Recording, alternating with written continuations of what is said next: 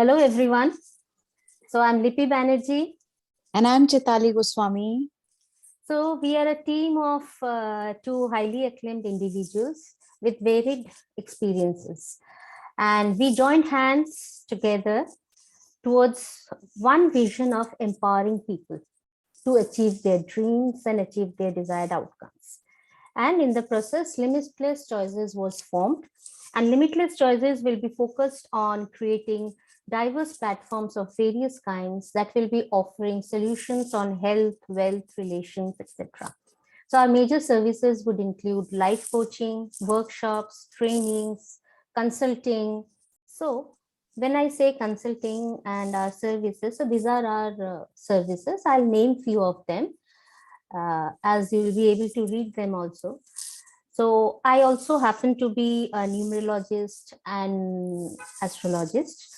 So there will be breakthrough coaching, there will be goal setting coaching, there will be coaching through numerology, coaching for better results in studies, there will be coaching and therapy regarding weight loss and skincare and many more. So now we'll be talking about what is neuro-linguistic programming. As we take you through the session today, we will talk more about NLP, which is Neuro Linguistic Programming. We will check what is Neuro Linguistic Programming altogether, and especially why we should learn Neuro Linguistic Programming. What is the history behind Neuro Linguistic Programming, and what are the different uses or how we can use Neuro Linguistic Programming in our lives and in the lives of others. So today what we will be discussing, or throughout our course activity, or the videos that you will be seeing would be based on, as I said, would be on what is neurolinguistic programming, the various uses, the human communication model, the principles and pillars of NLP, the neurological levels that is defined in NLP, the generative success, presuppositions, state versus outcome, wheel of life and goal setting, sensory acuity, rapport, representational system is how do we identify a learner type in there.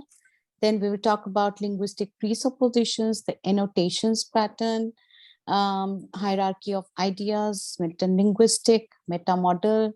And then we will also talk about different techniques or tools that we have in NLP, like agreement frame, submodality checklist, swish pattern, anchoring, circle of excellence, fast phobia cure, which is the hot selling NLP tool that we have.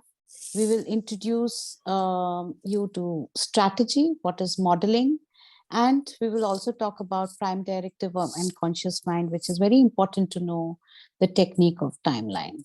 So with that said, today our first chapter or the first video would be about NLP. And within this section, we will be talking about why we need to learn or we need to know about NLP. What is NLP? What is the history and the concept behind NLP? So with that said, let us look into why we should learn NLP. It is basically to make you feel more powerful, more confident, more seeked after, and of course, so that you can achieve your goals very easily. Have you ever imagined, or has it ever happened that you have said something and after some time you realize that this was not your intention, or what has been projected was not what was intended? Has it ever happened that you feel powerless and you lack control over your mind and self, and it seems that nothing is going your way? Does it also happen that you have no control over your own thoughts and mind? Now, how does it feel when you are in such kind of a situation? I'm sure that these thoughts and feelings render you powerless, doesn't it? Now, this is where NLP is going to come and work as magic. When you are NLP trained, you know that you will have full control over your mind. You will feel the power within you to proceed with the planned work that you have for yourself. Again, has it ever happened that you feel ignored, away from your relationships? No matter what you do, it seems that your affiliations are just snapping and none of your relationships are ever working? Now, again, this is where NLP works as magic. When you are NLP trained, you will know that what it takes to build a relationship, be it a personal relationship, be it a professional relationship. You will know how to solve any problem and take the right decision at the right time. You will then become the go-to person for anybody and be the most seeked after in the relationship. You will become popular when you are NLP trained.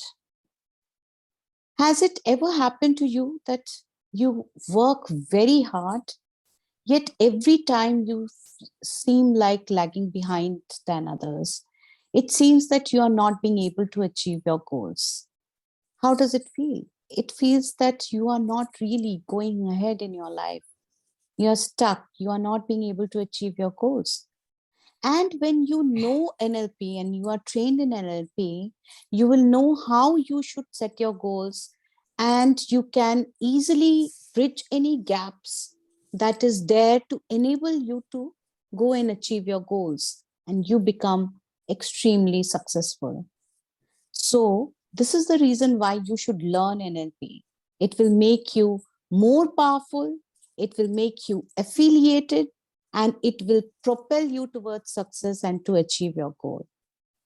Now, when we talk about these powerful terms of becoming powerful, in control, affiliated, popular in our own field, and successful in our own field where we are achieving our all goals that we set, let us also talk about what is this NLP?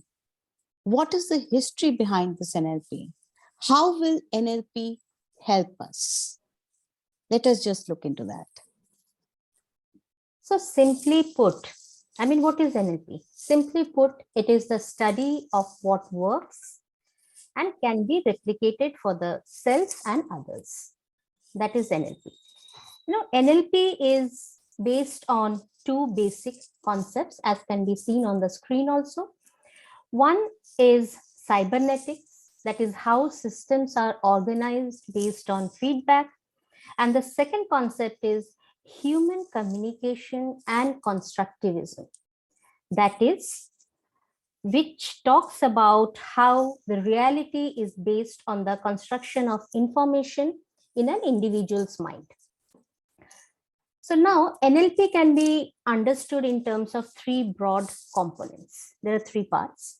One is NLP is subjective experience, that is the behavior in self, in others, the behavior which can be modified by manipulating these sensory-based subjective representations. Then the second concept is consciousness. NLP is predicated on the notion that consciousness is bifurcated into a conscious component and an unconscious component. Those subjective representations that occur outside of an individual's awareness comprise what is referred to as the unconscious mind. Then the third component is the learning. NLP utilizes an imitative method of learning, that is modeling. It is also termed as modeling. That is claimed to be able to codify and reproduce an exemplar's expertise in any domain of activity. An important part of the codification process is a description of the sequence of the sensory or linguistic representations of the subjective experience of the exemplar during execution of the expertise. So we can understand that these terms are becoming pretty complicated and tough, but as the videos progress, we'll be coming up with many more videos, so things will become very easy to understand. So NLP history goes back to the 1970s and is created by Richard Bandler and John Grinder. So Richard Bandler was a graduate student of computer programming and psychology, and John Grinder was a professor of linguistics in the same university, and they co-founded NLP. And they based their findings on the work of psychiatrists Fritz Perls, Virginia Satir, Milton Erickson. Of these, Virginia Satir is a very, very famous family therapist. So they studied the communication pattern of famous psychiatrists and modeled their pattern of attaining success with use of linguistics. So now we come to the definition. So what is the term? It is neuro-linguistic programming. So neuro would simply mean mind, how the mind works. Each individual has their unique way of perceiving data, that is information that they receive from the outside world. The mind receives information, keeps what it has to, and throws away quite a lot of information. This phenomenon is very individualistic, since it differs from person to person. The information that is retained is then structured, compartmentalized, organized, and a mental map is formed in that individual's mind. This is the neuro part of NLP. Now we come to linguistic. Linguistic is simply language, the language we used, English, Hindi, all kinds of language. Again, the meaning assigned to each information or mental map formed is very, very individualistic. Like, for example, take the word cool, C-O-O-L. It is an English word. Okay, this word have immediately comes to mind, even in English, two meanings. Cool means it is cool, cold to touch, and cool is like, okay, he's a cool person, or I'm agreeing to what you are saying. Similarly, this very same word cool becomes a completely different object when used in Bangla language, means Bengali language. In Bengali language, cool is a fruit, seasonal fruit. Okay, that is cool. So the mental map formed post assigning of language is called the linguistic map. Now we come to programming. In simple terms, it is the set of instructions or algorithm which produces the end result. This it is based on mental map and the linguistic map created in the brain. The behavioral pattern would also be very, very individualistic. We all know that each individual have a different response to a particular situation. So this is called programming. It is widely said that NLP is not about proof, it is all about results. So if something is working and it can be replicated, then it is included in the NLP model. So that is all about what is NLP. Now, NLP and the uses of NLP in our lives. NLP can be used in various way in our lives, and we can use it for our own self. We can use it for others as well. So let us look at how we can use it for others. And on the screen, you can see that when we use it with others, it increases your engagement with that person. So you can use NLP to build rapport with a person, listen what the person says. It's an art. We all know that listening is an art. And NLP teaches you how to become a good listener. What is it that you should listen also makes a lot of a difference in the way you interact with that person. Then understand the other person's model of the world. Like Lipi said, that everyone has a unique way of perceiving things or perceiving the expressions that are received from the outside. This becomes a particular person's model of the world. NLP enables us to understand other person's model of the world, which in turn will help in building bigger rapport. Now, when we are doing NLP therapy, it is sometimes important that we loosen the other person's model of the world so that they can be acceptable to the healing that you want to produce to them. So NLP is also used, it teaches us how to loosen other person's model of the world to be able to be more acceptable. Then propose our propositions. If you have to propose something, a proposition like in sales, like in marketing, you are proposing that this is what you need to buy. How you need to propose a proposition is also something that NLP helps you to learn. Then usage of flexible language, which is extremely important.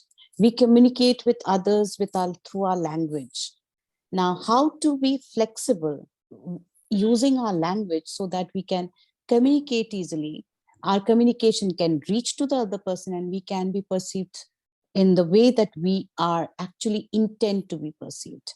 So use of flexible language is also something that we will learn in NLP.